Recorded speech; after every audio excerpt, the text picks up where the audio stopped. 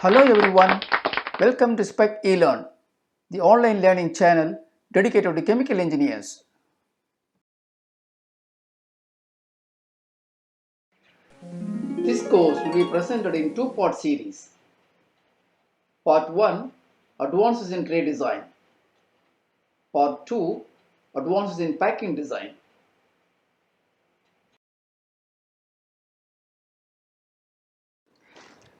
In the part 1 of the series, we will understand what transformations have taken place over the last 3 to 4 decades in the tray technology. The learning outcome of this course is an overview of advances in distillation technology, limitations in conventional tray and packed column technology, advanced technologies for enhanced and breakthrough performance.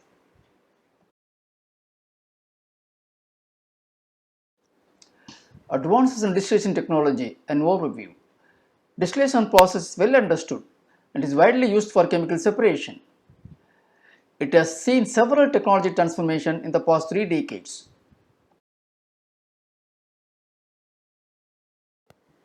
Distillation process uses heat energy as separating agent. It is both capital and energy intensive. To understand it better, let us look at some hard facts.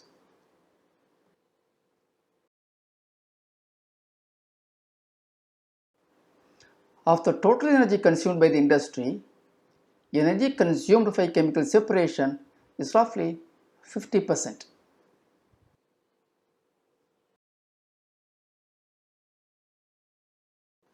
What is the contribution of distillation process in this energy usage? It's 90%.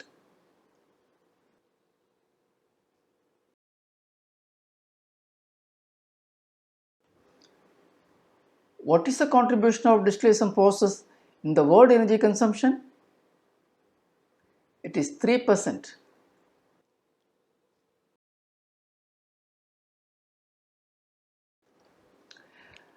Despite the high energy consumption, distillation is preferred route for many industrial separation applications. Why is that?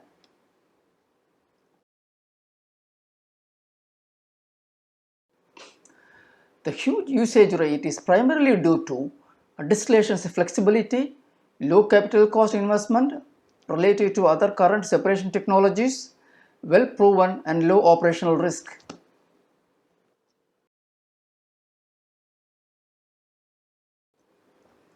Unfortunately, the energy efficiency of a commercial distillation column is low.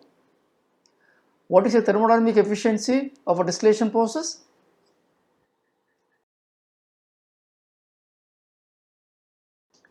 It is less than 10%. There is a huge potential for improvement in energy utilization in distillation. No wonder why distillation receives tremendous interest and focus by the academia and industry.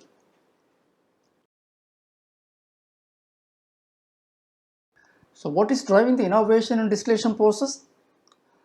Reduced investment cost, reduced energy expenses, and market competition.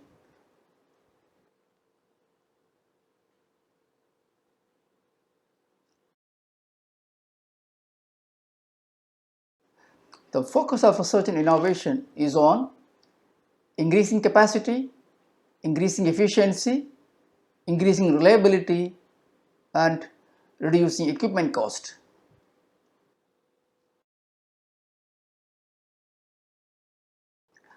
Analysis of advances made so far fall into two groups. One, process-related technology innovation, and two, equipment-related technology innovation.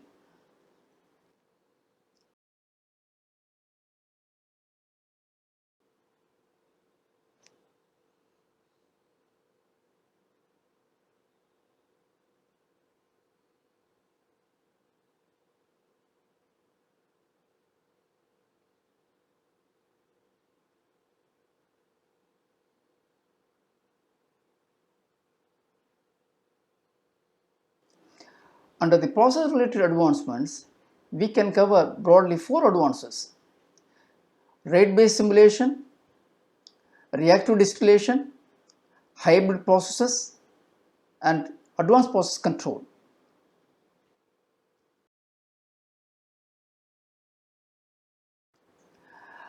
Under equipment related advancements, we can include high capacity trays, high capacity packing, enhanced heat transfer surfaces, column scanning, dividable column, centrifugally aided devices.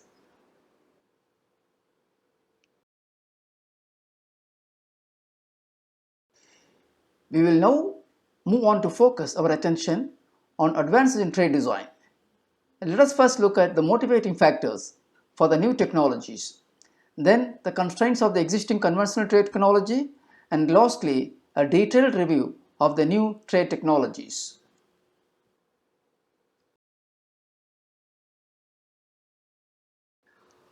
What factors led to the emergence of advanced tray technologies? It is important to understand them because these same factors will continue to drive the innovation in future in the tray design.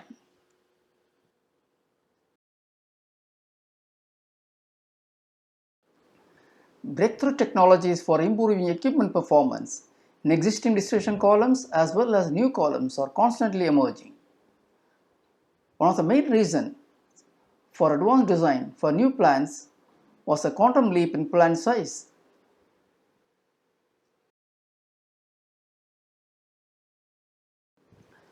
This chart illustrates how the capacity of an ethylene plant has leapfrogged from 1950 to 1980. The capacity was 10,000 metric ton per year in the 1950s. In the 1980s, it has gone up to 450,000 metric ton per year. Crude is a raw material for all built-up petrochemical building blocks. During 1980s, the crude prices spiked up from $15 per metric ton to $250 per metric ton. In spite of the surge in crude prices, ethylene production costs remained low at $600 per metric ton compared to $500 per metric ton in 1950. This is due to the advantage realized from economies of scale.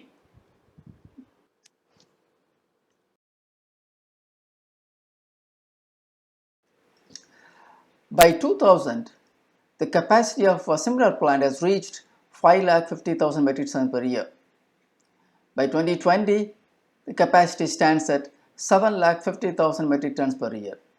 In December 2015, Dow Chemical USA has commissioned world's largest propylene degradation plant with a capacity of 750,000 metric tons per annum of propylene capacity.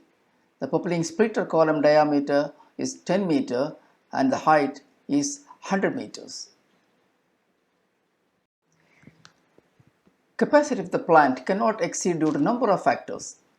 Oversize of the column, the diameter greater than 8 to 10 meters, size that requires field fabrication, weight of assembled column cannot exceed 500 metric ton due to equipment erection related issues.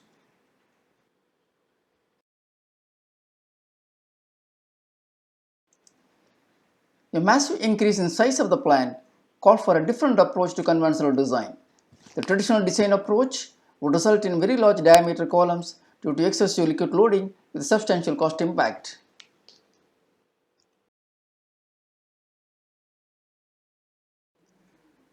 This slide illustrates the evaluation of distillation tray design. Between 1800 to 1900, it was bubble cap trays and sieve trays which dominated the scene. Between 1900 and 1999, round caged valves, rectangular float valves, and V-grid fixed valves. Between 2000 to 2020, there emerged high-capacity trays, sloped and truncated downcomers, enhanced multi-downcomer trays, and shell concept trays.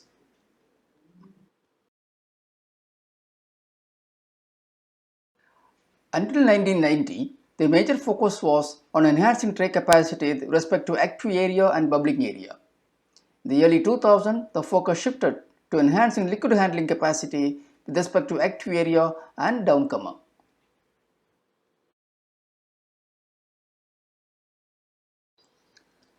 High liquid flow rates are encountered at such large diameter columns. Tray technology needs innovative design. New approaches are required to support the tray deck without affecting the tray hydraulics.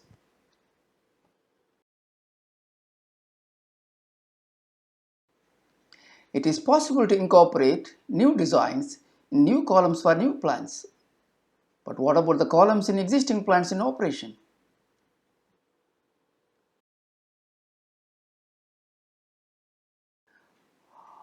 Operating plants always look for opportunities to increase throughput. A typical refinery or a petrochemical plant has several number of distillation columns. When companies evaluate opportunities to expand plant capacity to meet growing demand, they carry out a detailed analysis to identify the constraints in the various process equipment, including distillation columns. Some columns may have design margin to permit capacity increase without any modification. Some columns may have constraint.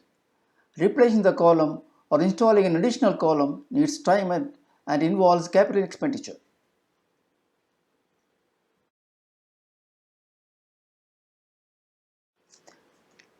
So the first approach to enhance capacity is to identify opportunities for improving the existing distillation columns. In the industry, we call it sweating the asset or maximizing asset turnover.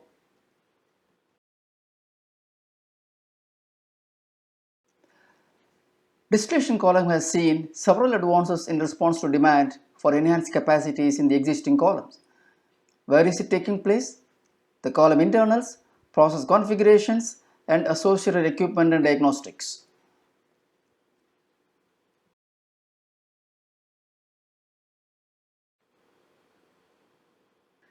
To improve the internal design and mass transfer efficiencies, you need a better understanding of the fundamentals of mass transfer, gas liquid contact area, and multi-component data.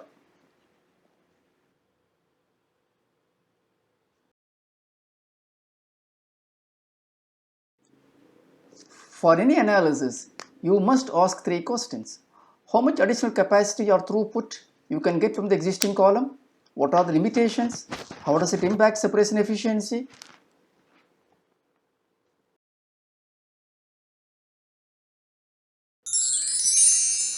We will now move on to discuss the various design or tray technology alternatives available for new plants and existing plants.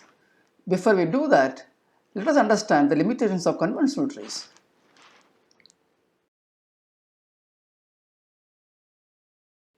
A tray deck has three functions to perform: vapor liquid contact and mixing, vapor liquid separation, vapor liquid traffic and downcomer.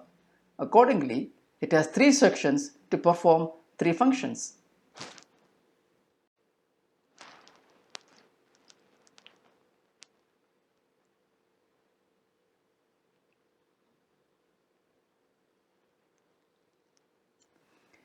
In this picture, we will see the three functional elements on the tray layout. They are the contacting tray, vapor liquid phase separator, and the downcomer.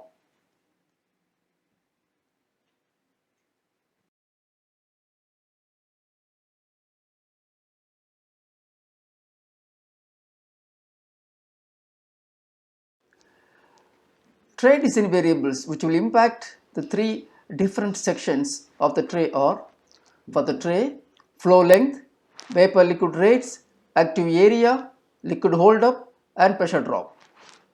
In case of phase separator, physical properties and length of the separator. In case of downcomer, a liquid froth rate and pressure drop.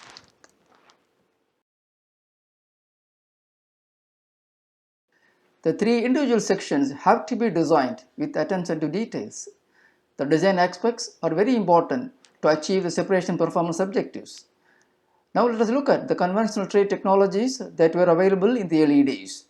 Sieve tray, standard and simple construction. In valve trays, we have fixed valves and moving valves.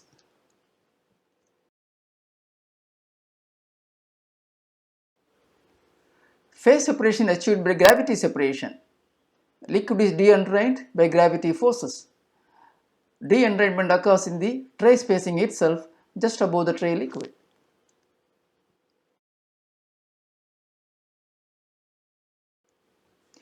Gravity separation is possible because the weight of the liquid droplets or the gravitational force exceeds the drag force created by the rising vapor.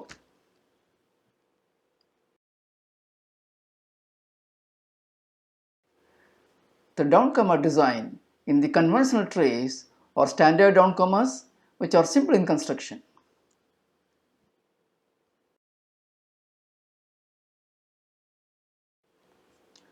What is the maximum capacity of a tray? The maximum useful capacity of a tray is that at which it exhibits highest efficiency just before a significant reduction in tray efficiency is noticed and flooding occurs.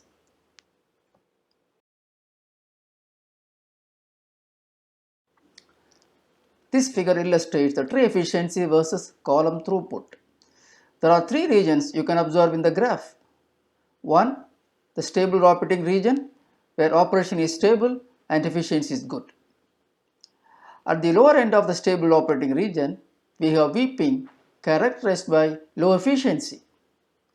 At the higher end of the region, we have heavy entrainment leading to flooding, again characterized by low efficiency.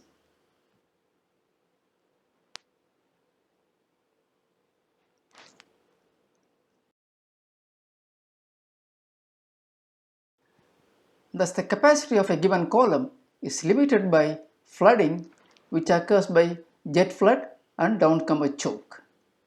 We have to discuss these two issues when we want to increase the capacity of a given column.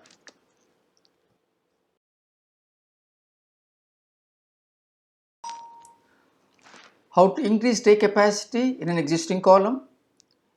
We will use pseudo-Brown capacity factor CSB in our discussion when we discuss about capacity increase in an existing column. Two parameters that can influence capacity factor for any tray column are tray spacing and fractional hole area. Coming first to tray spacing, CSB increases as tray spacing increases. Likewise, CSB increases with fractional hole area. Can we increase tray spacing as a means to increase that capacity? Is it practical to increase tray spacing? Trays are bolted to tray support ring and can be removed for inspection and maintenance simply by unbolting. But the tray support ring is welded to the column, hence TSR cannot be removed, which means tray spacing as an option is impractical.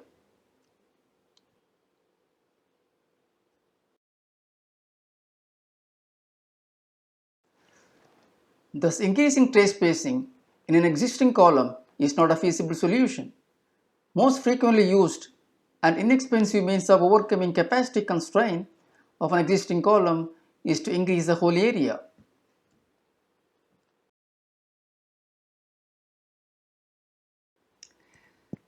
An increase of 5% in capacity is possible for every 0.01% fractional hole area increase if the fractional hole area in the tray is between 0.05 to 0.08.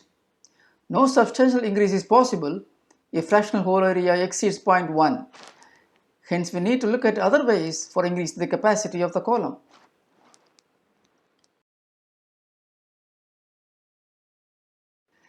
Having understood the constraints and limited options available with conventional trays to increase the capacity, we will now explore the innovative options, high capacity trays.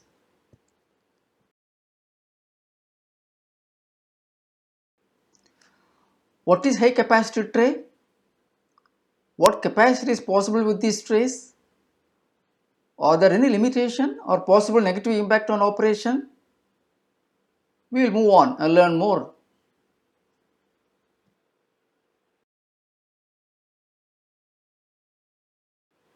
Advanced tray design for capacity enhancement for an existing column are called high capacity trays. With large age plants as a need of the industry, high capacity trays are widely used in the new plants to reduce size of the columns.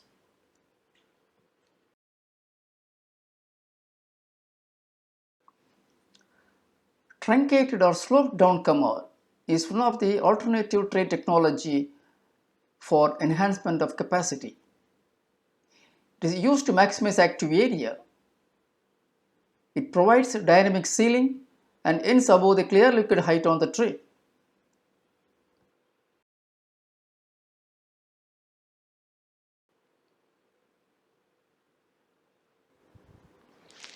In this case, we compare a standard column with a single standard downcomer versus that with a sloped downcomer.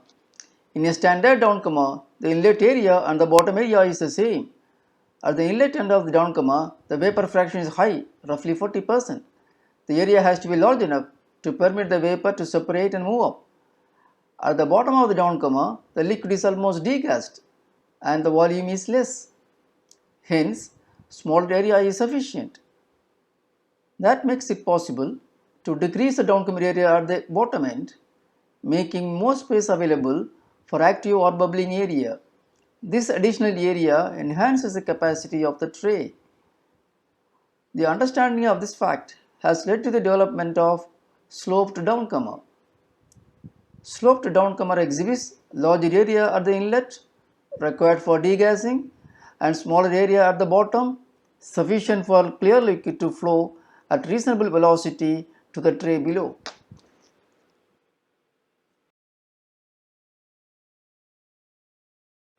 Adding additional holes in the downcomer area needs to be designed with lots of care to avoid vapor issuing from the holes near the downcomer bottom edge, affecting the liquid flow from the downcomer, which causes choking and flooding. In no way the liquid flow from the downcomer to the tray deck should be hindered and vapor should not bypass the tray. The design variables to be considered are the head in the downcomer, the distance of tray holes and also the tray deck from the downcomer bottom edge, the direction of movement of the vapor and liquid issuing from the holes and downcomer respectively, momentum or the speed of moving liquid and vapor.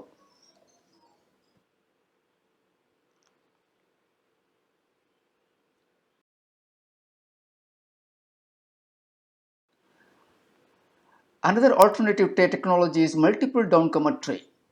Multiple downcomer tray permits to increase the liquid loading on tray to overcome downcomer flooding. 2, 4, 6 pass tray designs are common. The number of downcomers are determined on the basis of wear loading. Wear loading is expressed in liquid rate in meter cube per hour per meter of outlet wear length. The normal engineering practice is to select the number of tray passes such that liquid loading does not exceed 60 to 116 cubic meter per hour per meter of outlet wear length. If the liquid rate is within 60 to 160 meter cube per hour per meter of wear length, single tray pass is sufficient. Multiple downcomer tray enables the column to operate approximately 25 to 30% higher capacity.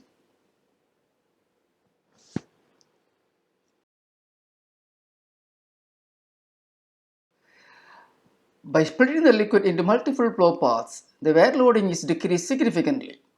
One mechanical limitation that can be found with the multiple passes is available flow path for the liquid. Typically, a minimum flow path of 400 mm is maintained in order to allow for tray manway to be installed and to make the tray accessible for maintenance.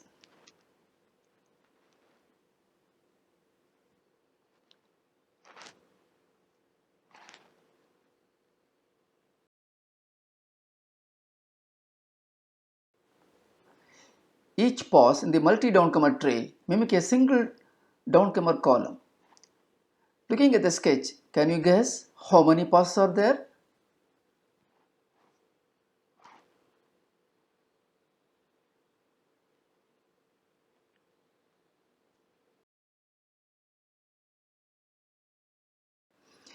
If the answer is 4 passes, then you guessed it right.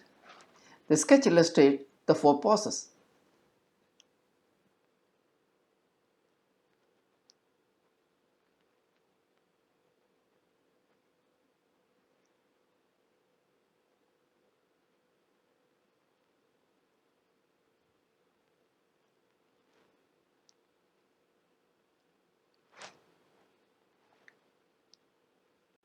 A 2-pass tray will have to be at least 1.8 meter in diameter.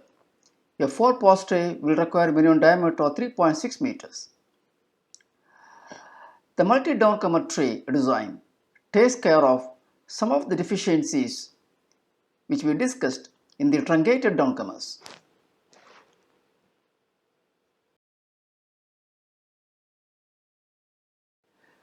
Multiplicity of downcomers provide a very long outlet wear compared to conventional trays. The net result is lower crest heights and significantly lower froths.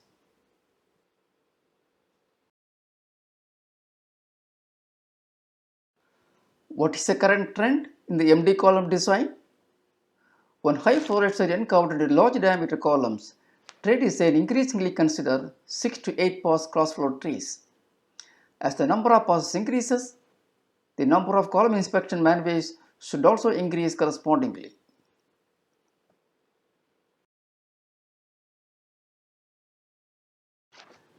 The mega splitter towers in the modern world-scale olefin plants have also challenges in installation inside the towers. Novel support mechanisms and tray arrangements have been developed recently with reduction of cost and installation time.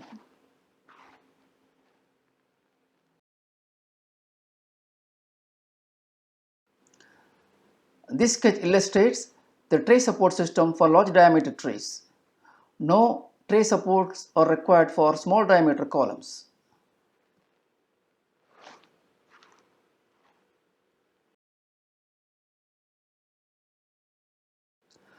Another noteworthy problem in large diameter conventional tray is hydraulic gradient on the tray.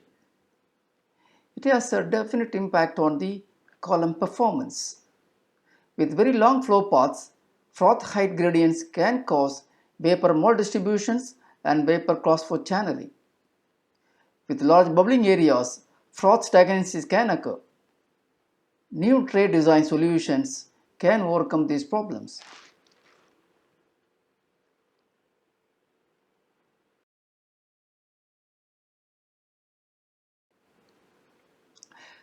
Let us discuss this problem in a little more detail.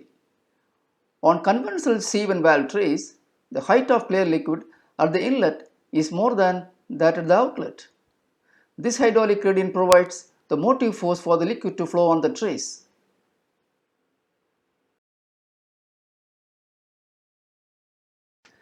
The vapor flows preferentially through the outlet region of the tray because the hydraulic gradient is less there. A pressure imbalance is created above the froth and the vapor flows horizontally in the disengagement space above the froth in the direction opposite to the liquid flow.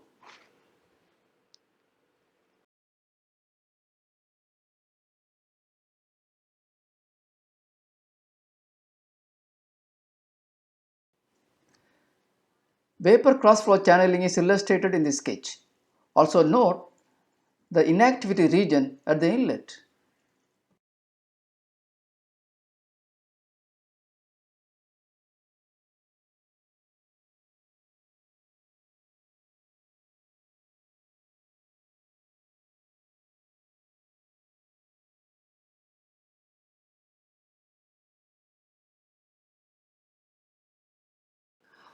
How do we reduce the hydraulic gradient and make the vapor flow more uniform across the tray? That is a role played by bubble promoters and directional slot, also called push valves.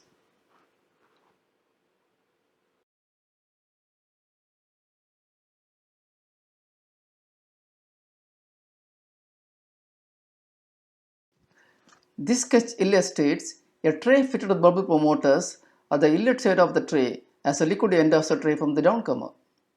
It improves inlet area activity, but the vapor cross-flow channeling still persists.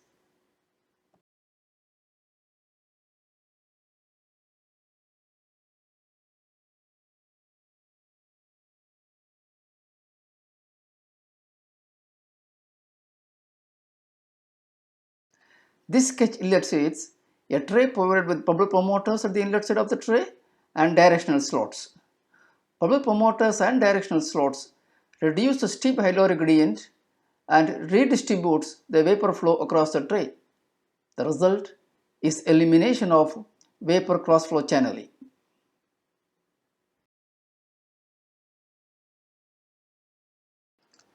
This sketch is an illustration of a tray with bubble promoters and directional slots.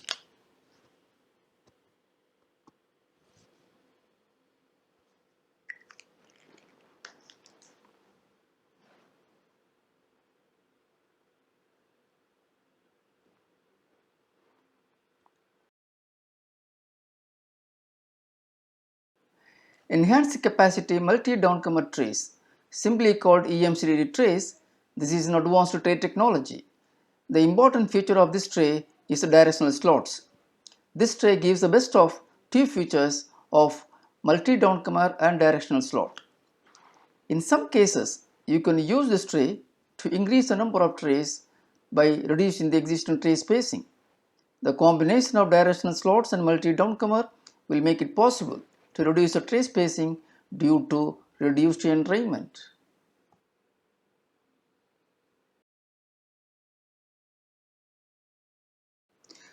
The relative capacities of multi-downcomer trays and Emcd trays vis-a-vis conventional trays is illustrated in this sketch. With Emcd trays, you can observe that you can go to maximum capacity factor of 0.07 to 0.1 meter per second.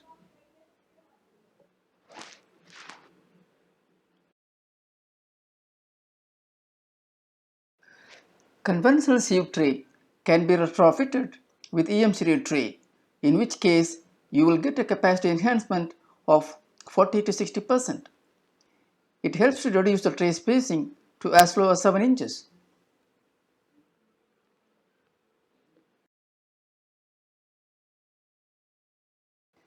In grassroots plants, Emcd tray is a cost-saving alternative.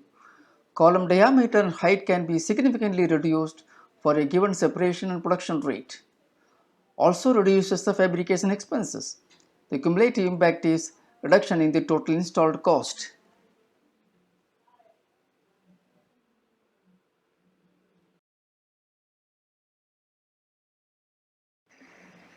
System capacity limits.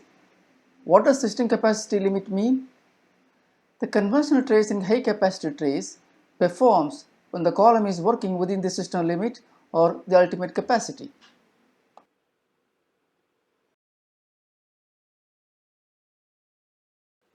Within system limit means the vapor liquid disengagement takes place under the force of gravity. The superficial gas velocity in the gas liquid contact zone does not exceed the settling velocity of large liquid drops.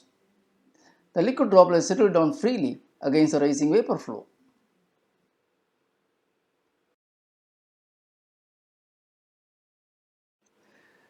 System limit is often used as the point above which the vapor and liquid velocities become so high that excessive entrainment will always occur. The system limit gas velocity is a function only of physical properties and the gas liquid flow rate.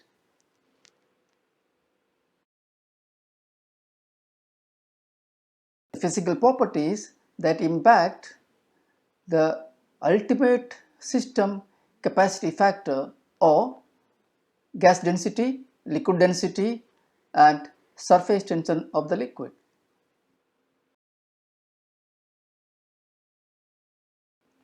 Operating the column above the system limit in the conventional trays, including multi-downcomer and Emcd trays, will result in spray entrainment flooding. Let me ask you a simple question at this moment. Which flow regime is encountered in the normal operating range in a conventional or multi-downcomer tray column?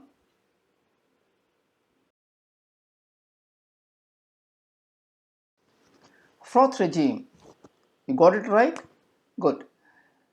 The two extremes in the flow regimes are spray regime and emulsion regime. Froth entrainment flooding occurs mainly at close tray spacing, which is less than 18 inches.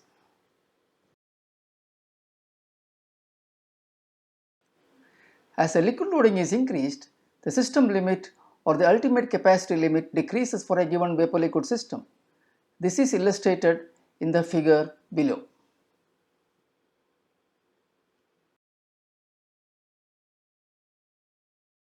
The ultimate capacity of hydrocarbon varies with liquid loading. At high pressures, the ultimate capacity gets reduced, as illustrated in this graph.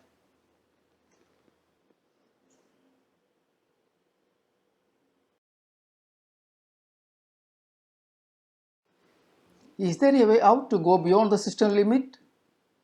Yes, we have a breakthrough technology which permits you to operate at loading beyond the system limit.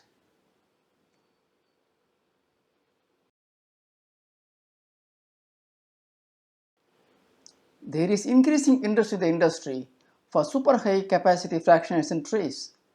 Super high capacity trays operate beyond the limits of gravity.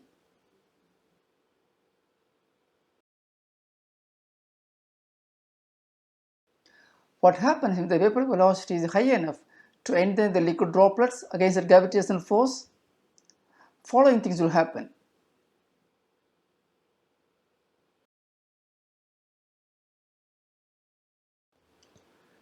The liquid on the tray is blown up and entrained by the gas to the tray above. The terminal velocity of the liquid at this point is less than the flowing vapor velocity.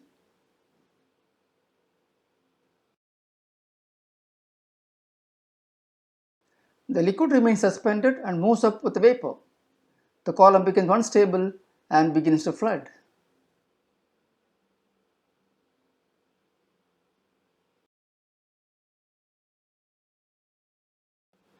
This is more so with high pressure application. As the pressure increases, the density difference between the phases decreases and the velocities required to reach the so-called system limit gets lower.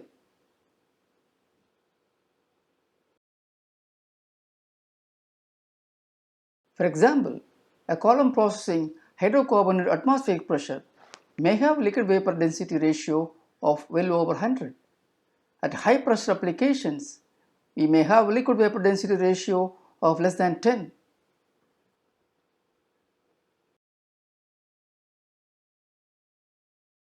From volumetric point of view, this means high pressure application will have a proportion of liquid higher than a low pressure or vacuum application. Such a system will reach the system limit at lower vapor velocity.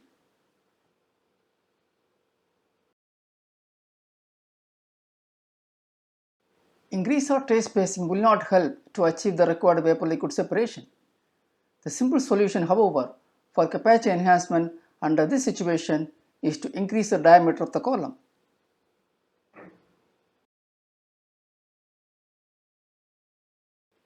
Increase of diameter of the column will enable to reduce the vapor velocity, establish stable operating region within the system limit. The liquid gets de-entrained by the gravitational force.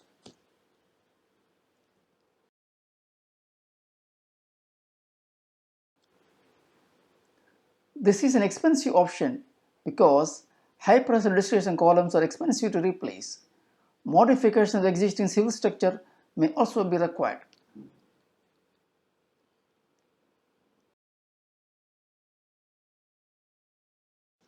The only devices capable of debottlenecking a tray system limit device are those that introduce a new force that helps to de-entrain the vapor space.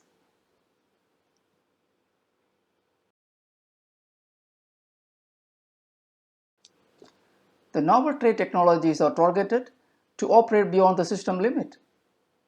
These technologies use a design to remove the gravitational limitation of jet flood by application of two separate devices for vapor-liquid contacting and phase separation.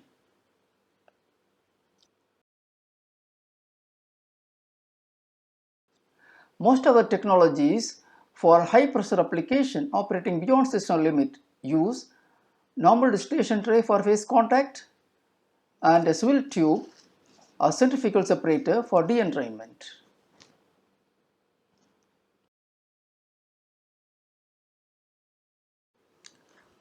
For use in distillation trays, the separator should have high vapor-liquid separation efficiency greater than 95% to prevent substantial tray efficiency loss, low pressure drop and low cost, good turn-down performance.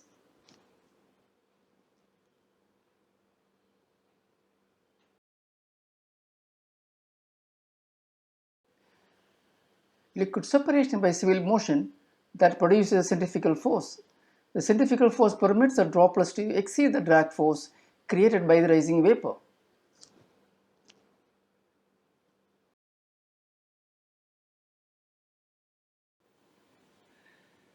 The centrifugal force can be several times greater than the gravitational force. Separate centrifugal separators are installed above the contacting tray ducts.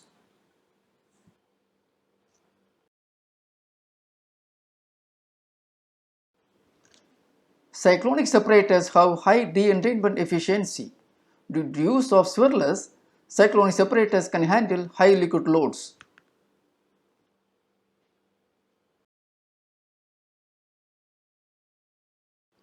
One such solution is offered by an international tray solution company and is called Shell Concept Tray Technology. This technology uses fill tube separators that are similar to cyclonic separators.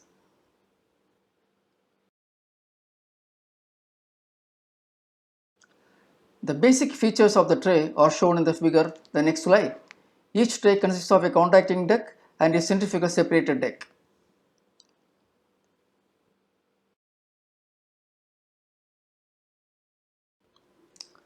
This figure illustrates the basic feature of concept tray and how it works. Each tray consists of two units, a contacting deck and separated deck. Note that contacting deck and the separated deck has its own downcomers.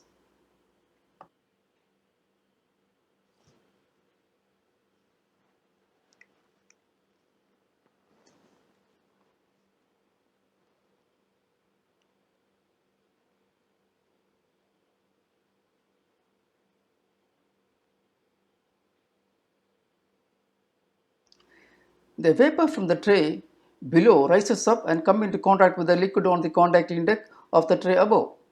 Some of the liquid from the contacting deck flows to the tray below through its own downcomer. The vapor with entrained liquid rises up to the separated deck placed above the contacting deck where centrifugal separators permit separation of liquid and vapor. The separated liquid falls down on the floor of the separated deck and the separated downcomer transported to the contacting deck of the tray below.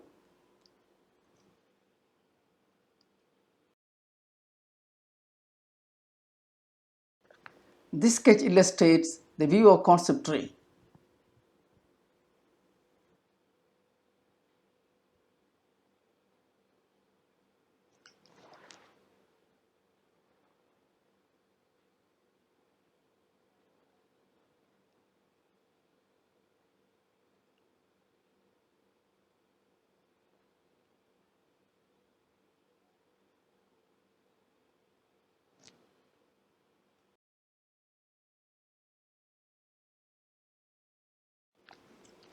Separation of the entrained liquid before entering the next tray allows very high vapor velocities to be achieved in the column. The swirlers impart strong axial and radial flows to the two-phase flow, which enables separator to generate higher G forces and higher capacity.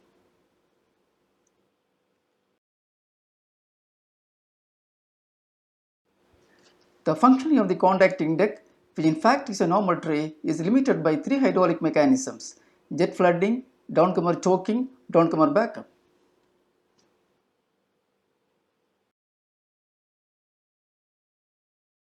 The use of separated deck influences all the three mechanisms and eases the limitations. The jet flooding limit is enhanced as the entrained liquid is separated from the vapor to prevent carryover of liquid to the tray above.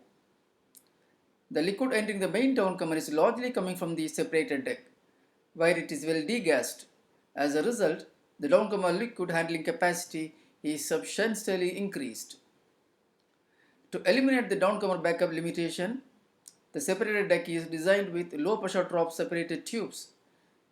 The contacting deck is also designed with relatively high open area.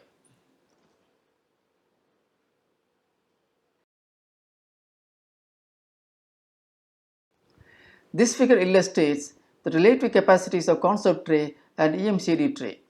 It is possible to operate the concept tray at 0.18 meter per second capacity factor, whereas the maximum capacity factor achievable with Emcd tray is limited to 0.1 meter per second. The tray supplier claims it is possible to achieve up to 40% increase in capacity compared to conventional downcomer trays.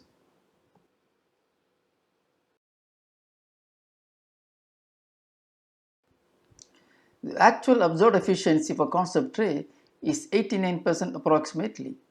This is in contrast to the overall tray efficiency of well over 100% for conventional tray with the long flow path. The value greater than 100% is a result of some degree of staging on the tray.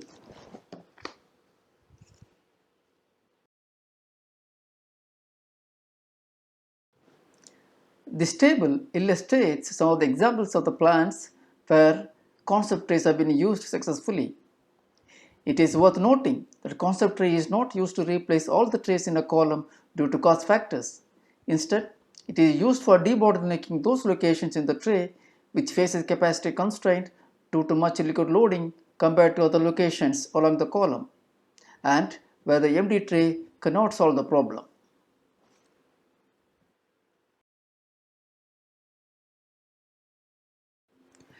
With this, we have come to the end of the presentation of part 1 of the 2-part series on advanced distillation column design. Hope this presentation with narration and animation was useful. Please forward your comments if any at info@skilltechprocessengineering.com.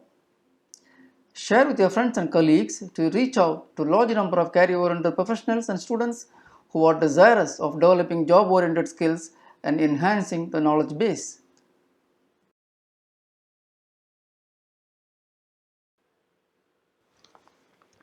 Subscribe to our channel and get updates on the upcoming courses by pressing the subscribe button. It will motivate us to produce free, knowledge-rich video content for you.